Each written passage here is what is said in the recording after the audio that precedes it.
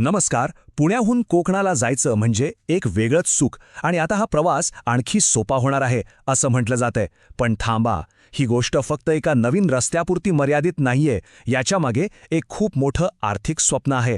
एक असं स्वप्न जे एका अगदी अगदी लहानशा अडथळ्यामुळे अपूर्ण आहे. आज आपण हेच बघणार आहोत की कसा फक्त 7 किलोमीटरचा एक रस्ता हजारो कोटींच्या भविष्याला रोखून धरतोय. म्हणूनच हा प्रश्न खूप महत्वाचा आहे. हा जो नवीन मार्ग बनतोय तो फक्त पर्यटकांसाठी एक सोयीस्कर शॉर्टकट ठरणार आहे की महाराष्ट्राच्या अर्थव्यवस्थेसाठी एक नवी जीवनरेखा? याचं उत्तरच आपल्याला या संपूर्ण प्रकरणाचं महत्त्व समजावून सांगेल. या विश्लेषणात आपण सर्वात आधी या नवीन कोकण शॉर्टकटबद्दल बोलू. मग दिघी बंदराच्या भव्य योजनेकडे वळू. त्यानंतर त्या 7 किलोमीटरच्या कोढ्यामागचा कारण शोधू. या दीर्घाईमुळे प्रदेशाचं भविष्य कसं थांबलं आहे ते पाहू आणि शेवटी ही प्रशासकीय दरी कशी सांधता येईल यावर एक नजर टाकू. सध्या बघा, पुण्याहून कोकणात जायचं असेल तर प्रमुख मार्ग आहे ताम्हिणी घाटाचा. मार्ग खूप सुंदर आहे, यात शंका नाही. पण सुट्ट्यांच्या दिवसात किंवा पावसाळ्यात इथली वाहतूक कोंडी अक्षरशः डोकेनुखी ठरते. तासनतास गाड्यांच्या रांगा लागतात आणि अपघातांचा धोका तर असतोच. याच समस्येवर तोडगा म्हणून एका नवीन मार्गाची योजना तयार झाली. हा मार्ग जर पूर्ण झाला तर पुणे आणि कोकणमधलं अंतर तब्बल 30 ते 50 किलोमीटरनी कमी होईल. म्हणजे विचार करा, वेळ तर वाचेलच, पण सोबत इंधनाचीही मोठी बचत होईल. पण जसं मी सुरुवातीला म्हणाले, ही गोष्ट फक्त प्रवाशांच्या सोयीपुरती नाहीये. या रस्त्याचं खरं आणि मोठं महत्त्व जोडलेलं आहे एका भव्य राष्ट्रीय प्रकल्पाशी. आणि तो प्रकल्प म्हणजे दिघी पोर्ट औद्योगिक क्षेत्र. हा रस्ता त्या महाप्रकल्पासाठी अक्षरशः एक धमनी ठरणार आहे. तर हे दिघी पोर्ट औद्योगिक क्षेत्र म्हणजे DPIA काय आहे? हा दिल्ली मुंबई इंडस्ट्रियल कॉरिडॉरचा म्हणजे DMICचा एक अत्यंत महत्त्वाचा हिस्सा आहे. याचा उद्देश फक्त एक बंदर बनवणं नाही, तर पश्चिम महाराष्ट्राला थेट समुद्राशी जोडून एक मोठं व्यावसायिक आणि लॉजिस्टिक्सचं केंद्र बनवणं आहे.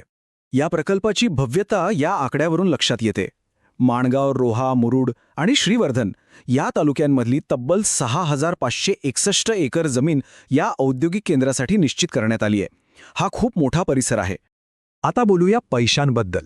या प्रकल्पामुळे या संपूर्ण परिसरात अंदाजे 38,000 कोटी रुपयांची प्रचंड गुंतवणूक येण्याची शक्यता आहे. एवढी मोठी रक्कम या भागाचा चेहरा मोहरा बदलून टाकू शकते. आणि या गुंतवणुकीचा सगळ्यात मोठा आणि थेट फायदा काय असेल तर तो म्हणजे रोजगार. या प्रकल्पामुळे या भागात तब्बल 1,14,000पेक्षा जास्त प्रत्यक्ष आणि अप्रत्यक्ष नोकरीच्या संधी निर्माण होतील, ज्यामुळे दक्षिण रायगडच्या विकासाला एक नवी मोठी चालना मिळेल. आता विचार करा, एका बाजूला हजारो कोटींची गुंतवणूक आहे, लाखो नोकऱ्या आहेत, एका संपूर्ण प्रदेशाच्या विकासाचं भव्य स्वप्न आहे. आणि दुसऱ्या बाजूला एक अगदी साधा छोटासा अडथळा आहे, ज्याने हे सगळं काही थांबवून ठेवलंय. आणि हाच या कथेतील सर्वात मोठा विरोधाभास आहे. हा हजारो कोटींचा प्रकल्प, हा विकासाचा महामार्ग थांबलाय तो फक्त आणि फक्त 7 किलोमीटरच्या एका छोट्याशा रस्त्यामुळे. हो, अगदी बरोबर. कुंभ्याची वाडी ते घोळ हा जेमतेम 7 किलोमीटरचा तुकडा पूर्ण न झाल्यामुळे संपूर्ण कनेक्टिव्हिटी ठक्क झालीय. आणि खरी अडचण इथेच आहे. हा 7 किलोमीटरचा रस्ता 2 जिल्ह्यांच्या हद्दीत विभागला गेलाय. यातला 4 किलोमीटरचा भाग रायगड जिल्ह्यात येतो आणि उरलेला 3 किलोमीटरचा भाग पुणे जिल्ह्यात. आणि याच 2 प्रशासकीय यंत्रणांमध्ये समन्वयाचा अभाव असल्यामुळे हा छोटासा तुकडा अनेक वर्षांपासून रखडलाय. सोप्या भाषेत सांगायचं तर ही प्रशासकीय अनास्थेची केस आहे. इथे कोणतीही मोठी तांत्रिक अडचण नाही किंवा पैशांची कमतरता नाही. अडथळा आहे तो फक्त 2 जिल्ह्यांच्या अधिकाऱ्यांमधील समन्वयाचा. आणि यामुळेच ज्याला आपण तारीख पे तारीख म्हणतो तसं लोकांच्या फायद्याचं काम वर्षानुवर्ष रखडलं आहे. या दिरंगाईचे परिणाम काही फक्त कागदावर दिसत नाहीत, ते लोकांच्या रोजच्या जगण्यावर आणि या प्रदेशाच्या थांबलेल्या विकासावर स्पष्टपणे दिसून येतात. चला बघूया की एका लहानशा रस्त्यामुळे एक मोठी संधी कशी वाया जात आहे. सध्याचा ताम्हिणी घाट मार्ग त्याच्या क्षमतेपेक्षा खूप जास्त वापरला जातोय. त्यामुळे वाहतूक कोंडी, पावसाळ्यात दरड कोसळण्याचा धोका आणि वाढते अपघात या सगळ्यामुळे प्रवाशांचा वेळ आणि सुरक्षितता दोन्ही धोक्यात आला आहे. त्यामुळे एका सुरक्षित आणि वेगवान पर्यायाची गरज आज मतमत जास्त आहे. त्यामुळे आपल्यासमोर 2 चित्र अगदी स्पष्ट आहेत. एकीकडे आहे तीच रखडलेली परिस्थिती जिथे संधी वाया जात आहे, आणि दुसरीकडे आहे एक उज्ज्वल भविष्य जिथे हा मार्ग पूर्ण झाल्यास व्यापार, पर्यटन आणि रोजगार या सगळ्याला प्रचंड मोठी चालना मिळेल. निवड अगदी सोपी आहे, पण कृती मात्र अजूनही अपूर्ण आहे.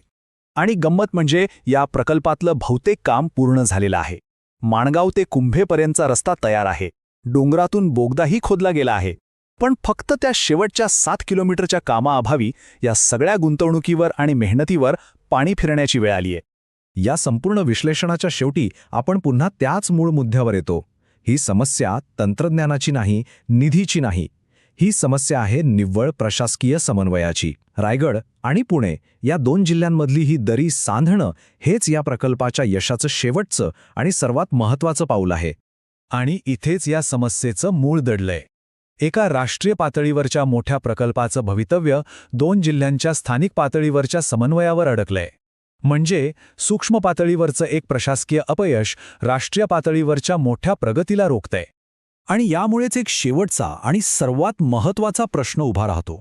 2 जिल्हा प्रशासनांना फक्त 60 किलोमीटरचा रस्ता जोडून या प्रदेशाचं 38,000 कोटी रुपयांचं भविष्य घडवण्यासाठी नक्की आणखी किती काळ लागणार आहे?